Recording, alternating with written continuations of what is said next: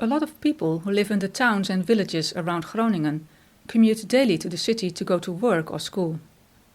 As is usual in the Netherlands, much of this is done by bicycle. To make cycling safer, the last 15 years a network of extra wide direct cycle routes has sprung up. This network is still being expanded and improved. In this video I'd like to show what is happening to one such cycle route where part of the Helperzoom is turned into a cycle street or fietsstraat. This is a street where cars are the guests and it is safer for cyclists to use. But before we go to the Helperzoom, let's have a quick look at the network of continuous cycle routes around the city of Groningen.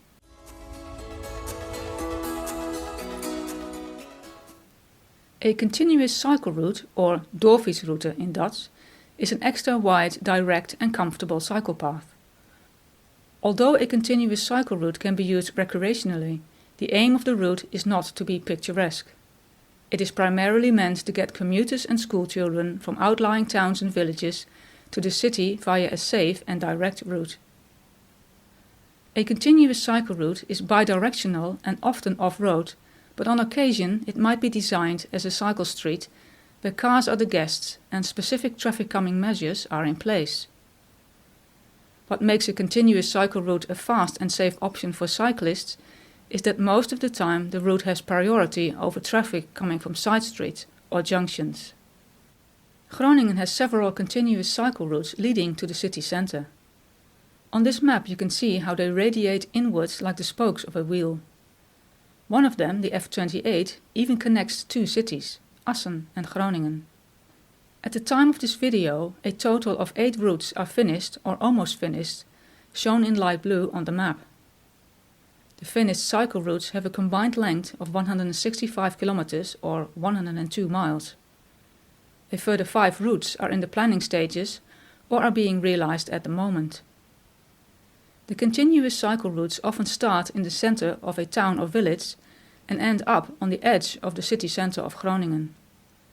On the way to the city center, they also pass through outlying parts of the city, thereby giving people living in those neighborhoods a direct cycle route into the city as well. Let's have a look at one particular continuous cycle route, number F34, from Haren to Groningen.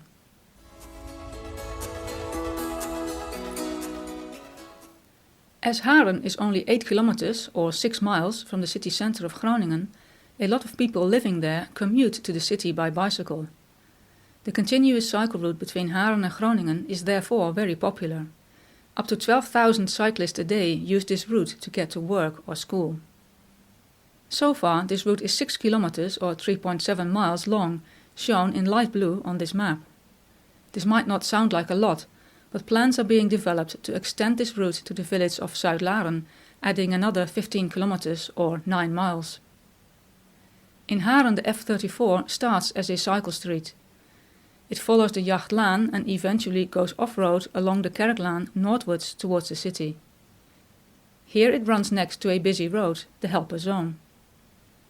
At the junction with the Helperzoom tunnel, the cycle route rejoins the road. To continue into the city centre, the route passes through the cycle tunnel under Europa Park railway station and from there on-road towards the bridge Oosterbrug, where it ends. This last stretch of the F34 from the junction with the Helperzoom tunnel to the city centre is not up to the standards of an official continuous cycle route yet. Cyclists are forced to join busy roads with heavy motorized traffic, but luckily plans are in the works to change that. One such improvement is taking place to the part between the Helperzoom tunnel junction and Europa Park railway station. From October to December 2025, this stretch of about 700 meters, just over a third of a mile, is redesigned into a cycle street, an important step in making this part of the route safer for cyclists. But how do you turn this busy road into a cycle street?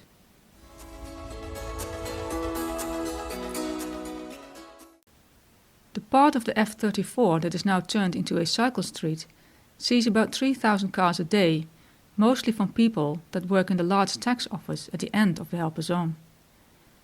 At the moment there are some traffic calming measures in place, especially at the junction to the cycle tunnel, but these measures are far from ideal.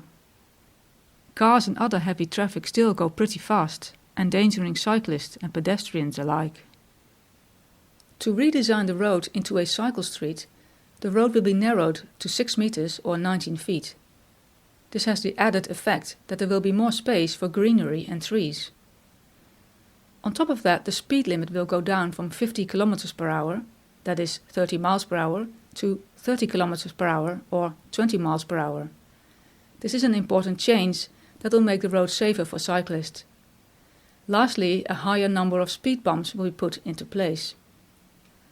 Because the road is narrowed, it is not easy for car drivers to overtake cyclists when there is oncoming traffic. It might sound counterintuitive to use vulnerable road users like cyclists as a traffic calming measure, but experience on other cycle streets has shown that this is not really a concern. Most of the time, car drivers adjust their speed and behavior. The part of the improvement I am personally looking forward to is the redesign of the entrance to the cycle tunnel. The situation as it is now is dangerous and unclear, whether you come out of the tunnel and join the road or turn into the tunnel approach. This should become a much safer junction.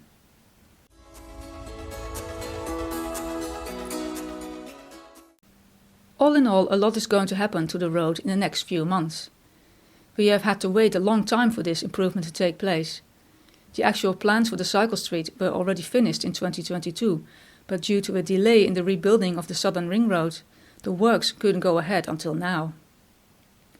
The Helperzoom and this bit of the F34 continuous cycle route is in my area, and I plan to pop by often and film the process. So don't forget to check back if you want to know how it all turns out. I'm curious to hear what you think. Do you think a cycle street is a safe option for cyclists?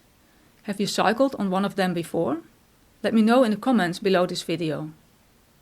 Thank you so much for watching. Please give this video a like, and if you want to make sure never to miss a Cycling Groningen video again, hit that subscribe button. And most importantly, don't forget to keep cycling.